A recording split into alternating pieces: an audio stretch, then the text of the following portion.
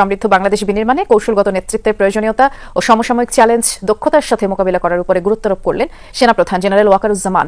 How the armed forces are working, what we should do to equip the armed forces, strengthen the armed forces, what all are the challenges that you are facing, the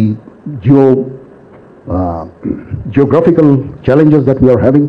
You can well imagine where we are located and where are the vulnerabilities that we have, what we need to increase, what we need to. সেনাপ্রধান general Waker তিনি বলেছেন যে এই দেশের সার্বভৌমত্ব রক্ষা করতে গেলে আমাদের সকলকে এক হয়ে কাজ করতে হবে। এই বক্তব্য বেশ কয়েকদিন আগেই তিনি দিয়েছেন এবং গতকালকেও তিনি একটি বক্তব্য দিয়েছেন, যে বক্তব্য স্পষ্ট ভাষা বোঝাই যায় যে তিনি এইখানে আগামী নির্বাচনে সকল দলের অংশগ্রহণ চাচ্ছেন, অর্থাৎ আওয়ামী লীগ যেন নির্বাচনে অংশগ্রহণ করে সেটাই কিন্তু তিনি চাচ্ছেন।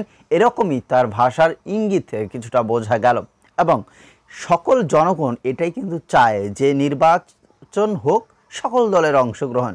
যদি আওয়ামী লীগ না থাকে তাহলে বিএনপি একটা ফাঁকা মাঠে গোল দেবে। সো আওয়ামী লীগ যদি সেখানে থাকেও শেখ হাসিনার দরকার নেই আমাদের, এখানে আওয়ামী লীগ নামটা থাকুক এবং তারা নির্বাচনে অংশগ্রহণ করুক, তারপরে মানুষ একটা মনে করবে যে হ্যাঁ আওয়ামী লীগ বিএনপি জামাত দ্বন্দ্ব থাকবে, এখানে একটা টান উত্তেজনা হবে। প্রিয় দর্শক, আবার সাথে আপনারা একমত কিনা অবশ্যই সেটা কমেন্টে লিখবেন। আওয়ামী লীগকে আপনারা নির্বাচনে চান কিনা সেটা জানাবেন। ধন্যবাদ সকলকে।